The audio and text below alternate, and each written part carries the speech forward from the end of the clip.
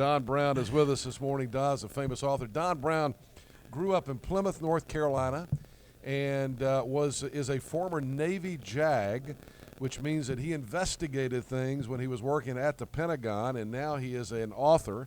He wrote the book Treason, and now his new book is out, Extortion, call sign Extortion 17, the shoot down of SEAL Team 6. Now, we were talking right before the break there right. about your theory in the book that this SEAL team was on a helicopter going into enemy territory where there were known Taliban. Right. And the normal rules of engagement were not followed. That is true. To set the setting, this was August the 6th, 2011, the anniversary of our dropping a bomb on Hiroshima, ironically. It was also about 96 to 97 days after U.S. Navy SEALs took out Osama bin Laden in Pakistan.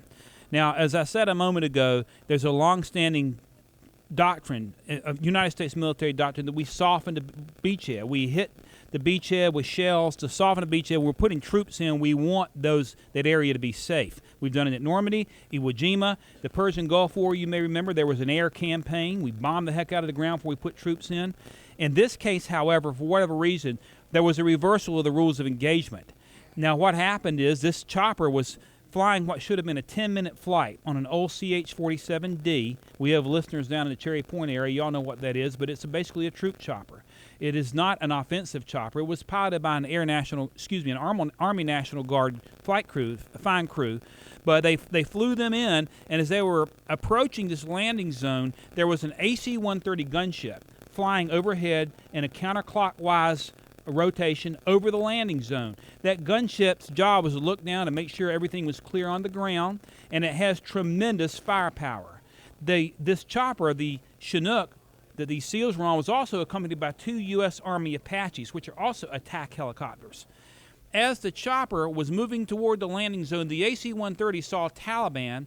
They called them squirters, and I've seen the testimony afterwards, moving toward the landing zone, requested permission to take the Taliban out, take the squirters out, requested permission on multiple occasions, and was denied permission that night.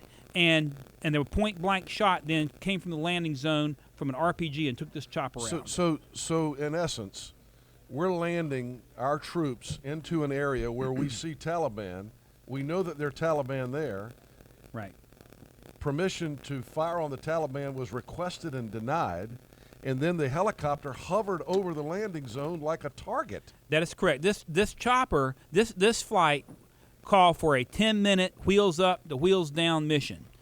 And this helicopter, call sign Extortion 17, had flown another mission about 3 hours earlier, same pilots, same air crew, with a sister chopper, Extortion 16. They delivered a U.S. Army Ranger team onto another site, which was not over this contested valley full of Taliban, but over an area which was not infiltrated.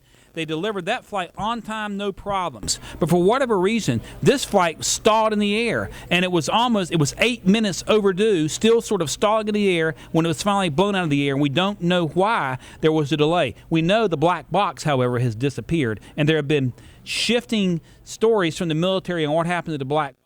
That's one of many mysteries that surround this case. So I know that some of the families of some of the SEAL team men that were killed in this believe that there's something really fishy about the way this whole thing was handled. And then the question is why has there never been a full investigation by the Pentagon of what took place? Do you know the answer to that? Well, I don't know the answer to that. What I can say is that there have been 2 investigations. There has been one investigation internally by the military. The day after the shoot down, General James Mattis, who at that time was CENTCOM, a 4-star Marine Corps general, who oversees CENTCOM Central Command. They're the warfighting unified command that covers that part of the world. Ordered an investigation the very next day, August the 7th. Ordered that time a brigadier general, a 1-star named Jeffrey Colt, to go to Afghanistan. And they investigated for 5 weeks. And then on September the 7th, 5 weeks after the shoot down, came out with an official report. It basically said nothing was wrong. But I got a hold of a report, and there are 1,200 pages of exhibits which contradict that. So that was the first investigation. Then secondly, a number of the family members had been pushing for a congressional investigation. If anybody wants to get a hold of Congressman Jones from down here, get him a copy of this book. Debbie will square you away if you want to donate a copy to Congressman Jones. But I'll say this. There was a congressional investigation which finally took place February 27, 2014, chaired by Congressman Jacob Chaffetz of Utah. He was a member of the House Oversight Committee, but he was sitting on the National Security Subcommittee. The investigation lasted about an hour and a half. It consisted of one appointed bureaucrat from the Pentagon. It consisted of one civilian who was the lady who was in charge of Pentagon mortuary affairs, and then the head of mortuary affairs and officers, 3 military officers of the Air Force, the Army, and the Navy. And so we had 4 funeral experts at this hearing, 4 funeral experts and a political appointee. Not one single witness who was on the ground in Afghanistan testified, and there was not one question about the rules of engagement, not one about what happened to the black box. It was simply a dog and pony show. Now, one thing we have not covered that's a key point here. There were 7 Afghans on board that flight. There are a number, right, that's correct, Henry. There are a number of discrepancies here. One thing that was shocking as I began to read, let me just back up. I don't set the context. This investigation completed September 13th. In October of 2011, 1 month later, the military invited some of the family. In fact, all the family members were invited to Little Creek, Virginia, which is where you may know the Navy SEAL Team 6 is headquartered, for a briefing from Brigadier General Cole. Now, during that briefing, somehow, some way, someone within the military, and I suspect senior enlisted or mid-level officer, had declassified 1,200 pages of what 1 month before had been top secret information and gave it on a flash drive to a number of the family members. Now, the military later asked for this flash drive back. Then they changed their mind about asking for the flash drive back. One of the family members met me and gave me the flash drive. That was a mistake, probably, by the military not to get it back. But part of the issue is it's written in militaryese, and it's scrambled like a puzzle, so it takes a while to go through. But you got, as a JAG, you probably could uncover it, right? Well, yeah, I handled a case when I was in San Diego involving an F-14 and went down. So I'd done some major, aviation issues before. But all that aside, there was testimony on this report, sworn testimony that General Colt was taking. And one of the things that we learned, which was shocking, the public doesn't know this, but for the last several years, we've been flying every special operations mission in Afghanistan, not only with our special operators, primarily SEALs and Rangers, but also with a certain number of Afghan military on board those flights. That's not known to the public. Mm-hmm. And not only that, but the Afghan government has known and knows about every one of these flights, where the destination is, and we've had a big problem with green on blue. Okay, so back to your question. It wasn't that it was unusual to have Afghans on board this flight, although the American public has not been aware of that up to this point.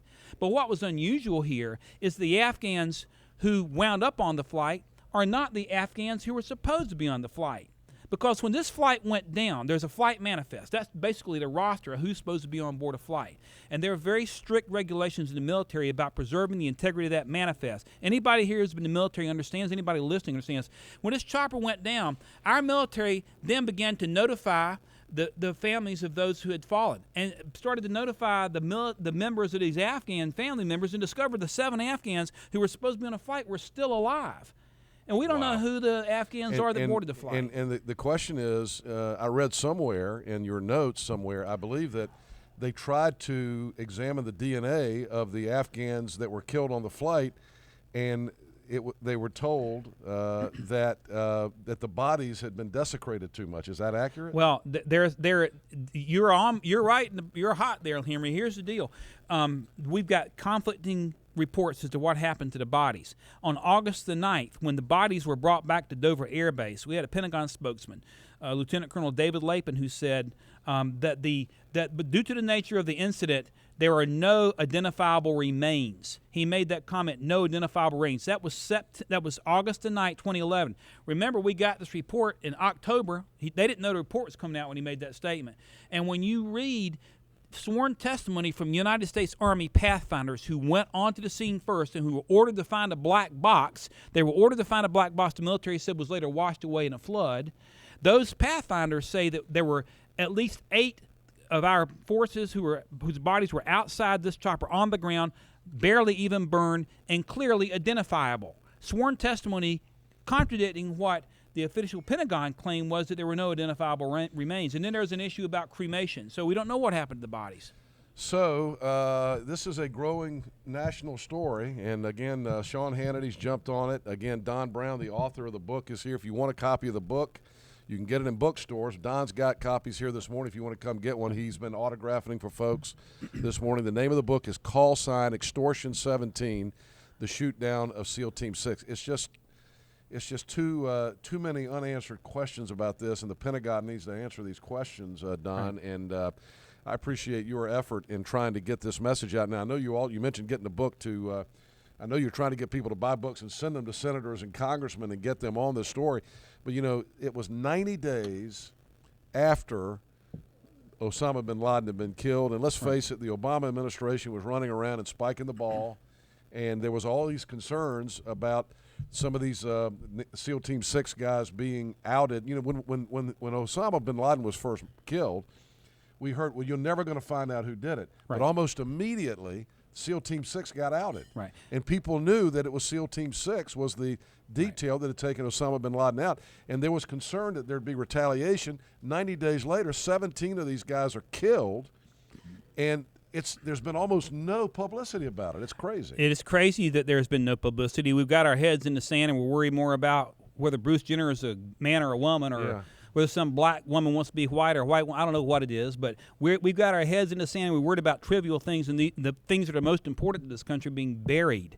Yes, there was an agreement to keep the identity of this unit secret. And I will give the president credit. On the night of May 1st, when he announced it, he said only that a small group of Americans carried this operation out. So we don't know if it was SEALs, Rangers, Delta Force, Marine Corps Recon, we don't know, CIA. But 2 days later, the vice president, I think, got a bit excited. He was at an event in Washington, and to honor the 50th anniversary of the North Atlantic Treaty. And during that, he saw a Navy Admiral, James Stavridis, and said, "There's Admiral Stavridis. Let me tell you what the SEALs did. I'm so excited about what the SEALs did 2 days ago." And I don't necessarily think he meant harm by that. But he just got so excited. There was a major security breach. Another Biden snafu. A major security breach. Hey, Don, thank you for coming down Thank this you, brother. morning.